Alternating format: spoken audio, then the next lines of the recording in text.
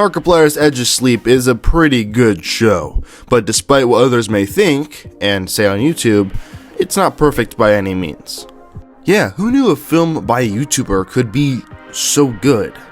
Now, if you're like me, you're thinking, wait, Markiplier is making a TV show? A real TV show with plots and actors, and he's the main character? Yeah, but trust me, it's not some throwaway vanity project, and it has not been marketed at all by the time I am reciting this. The show is actually pretty dang good, as I said before, so today we're going to talk about why The Edge of Sleep is a legit thrill ride, and how our boy Markiplier went from YouTube jumpscare king to serious TV actor. Strap in.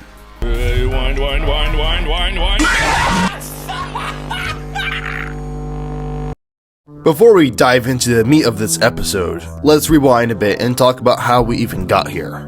Markiplier isn't new to telling stories. If you've been around for a while, which I'm pretty sure you have if you're watching this video, you know the dude's done a lot. He's done A Heist with Markiplier, In Space with Markiplier, Markiplier and Markiplier, all of that choose your own adventure stuff with Markiplier on YouTube.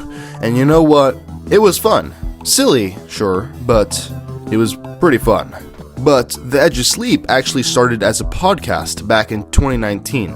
It was pretty niche, and I honestly never saw it, but people who heard it were like, hey, this could be something. And of course, they're right, because fast forward to today, we got dropped a full-blown TV show with no marketing. It's crazy, honestly. And it's astonishing how it's already become like top 5, top 6, top 7 in the world. Yep, you heard what I said. And that's what we call the glow up, my friends. Now let's be real, Markiplier has built a career on screaming at pixelated monsters.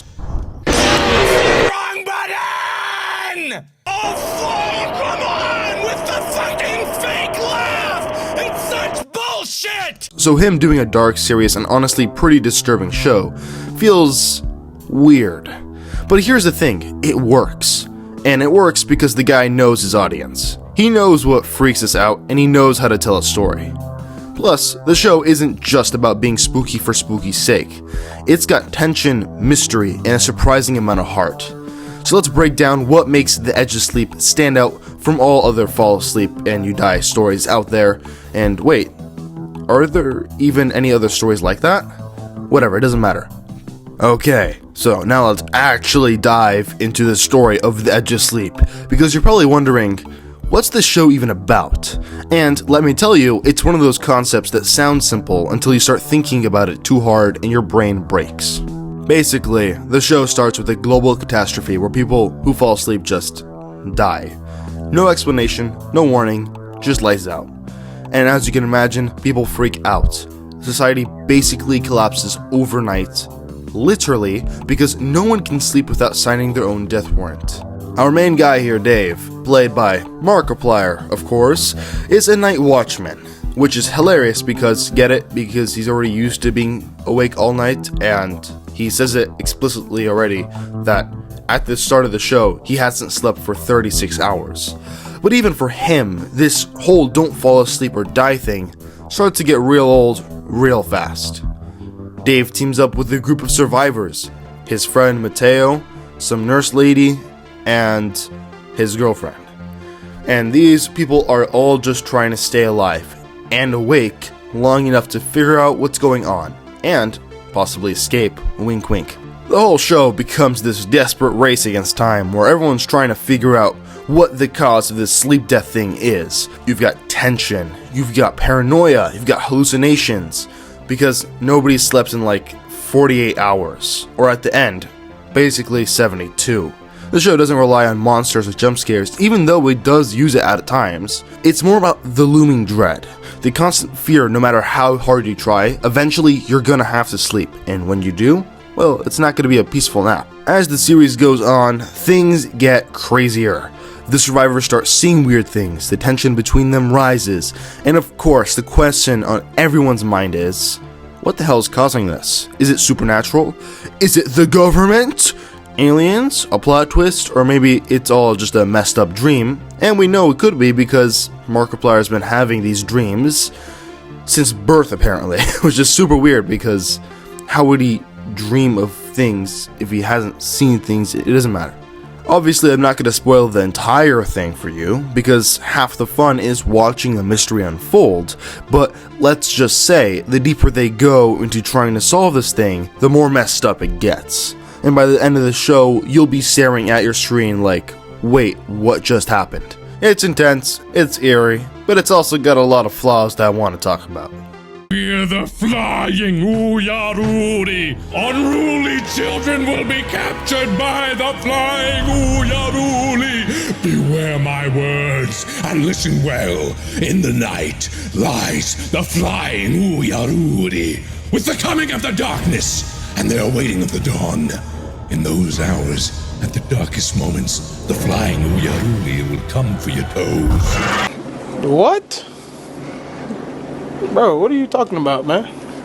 Now, if there's one thing you should know about the Heir to Horror, it's that I don't glaze things. Whether it be games, shows, whatever I review, I will not glaze them, okay? So when I say that this show has problems, I mean it has problems.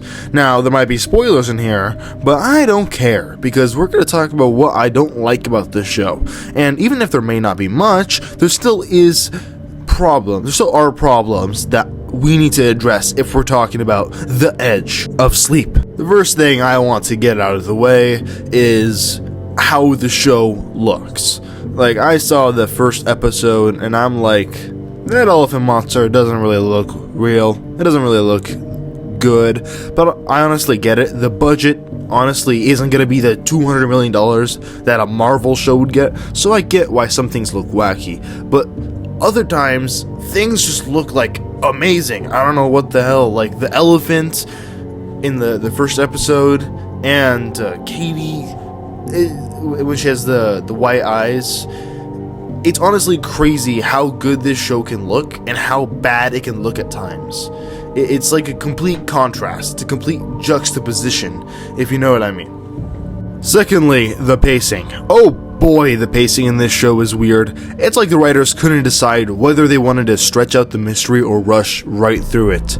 Like, for example, in the start, the pacing was god awful. I wanted it to get through the first episode, but then afterwards, towards the end, maybe the 4th, 5th, and 6th, it was so good. Like the balance of action and, well, not really action, but you know what I mean. Like when you feel like things are actually happening, and it just gets a lot better the further you go through it. And I don't like saying that because people kind of criticize games and everything else for, oh, it's good after getting to the certain part. No, it gets good fast, but it's just the start, the first episode mainly. The pacing is just not good. You have scenes where the characters are just standing around and talking, but like nothing actually happens, if you know what I mean. If you've watched a show or a movie like this, you would understand. And then we got the biggest problem. Well, not really the biggest problem, but it's probably the most noticeable. Markiplier.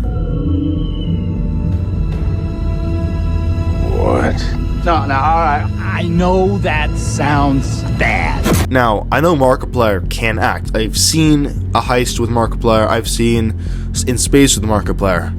But I think he does the depression act a little... It's a little iffy. Because it feels like everyone else is trying really hard, and then Markiplier's just like, hey, what's up? Oh, I'm sad. Oh, I'm so tired. Katie! You know what I mean? It's really weird. And everyone else is putting a really good, like, act. It's honestly kind of crazy that these guys aren't famous. I mean, like, not like the comparisons of like Tom Cruise and everything, because they did a really, really good job. And then Markiplier,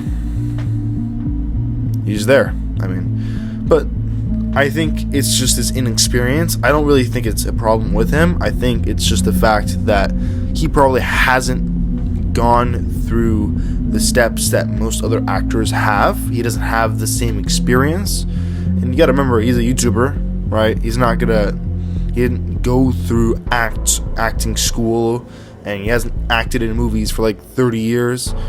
So I think the only way that this performance goes is just better. So, and they set up a season 2 at the end. I don't know if you know that. So I think that in season 2, if they do make it, and I think they will because this is honestly very successful, I think his acting is going to be a lot better and things will get sorted out.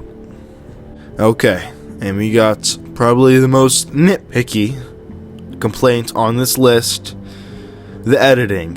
And now the editing is fine, it's good, but the last episode, oh my god, it's god awful. Because you could be in one scene and then the camera cuts and you're in like a whole different area. And then when the characters are writhing in pain, it just, I don't understand what the hell happened. I don't know how they got through that. It doesn't make sense. And then the whole thing with the elephant, the elephant just looks bad. And the names aren't very creative. The dream people, the elephant monster, yeah, it's just not good. Now, don't get me wrong, the show's still good, but it's got its rough patches, for sure. You'll be getting into a really good scene, then bam, a slow scene or some weird dialogue just pulls you right out.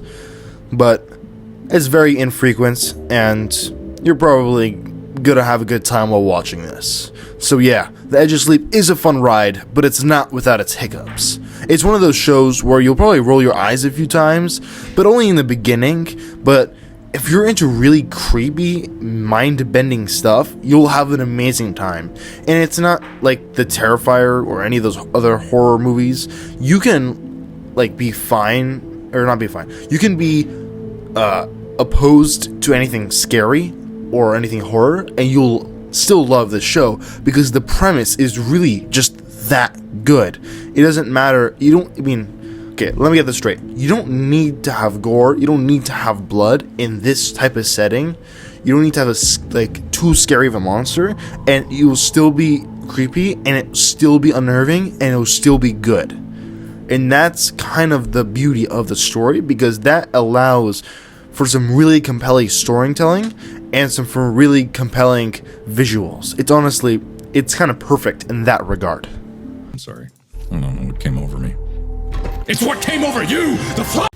So, at the end of the day, The Edge of Sleep is a mixed bag. On one hand, it's a unique and genuinely creepy concept brought to life by one of YouTube's biggest stars. It's got some really intense moments, a cool mystery that keeps you guessing, and, of course, Markiplier doing his thing, which surprisingly works in a serious role, even if it may not work that well.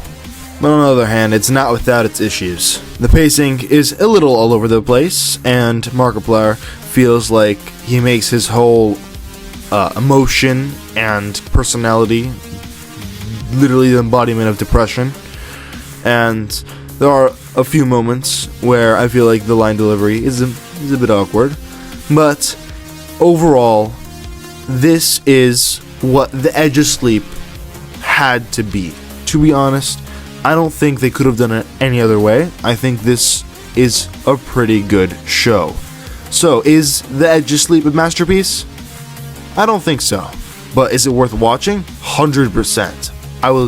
I have to say this, because Markiplier, if you love Markiplier, you will love this show. And honestly, for me, it's a bit jarring seeing Markiplier, in such a high quality production. And it was a bit weird seeing him in that role. But honestly, it fits him. He's pretty good at acting.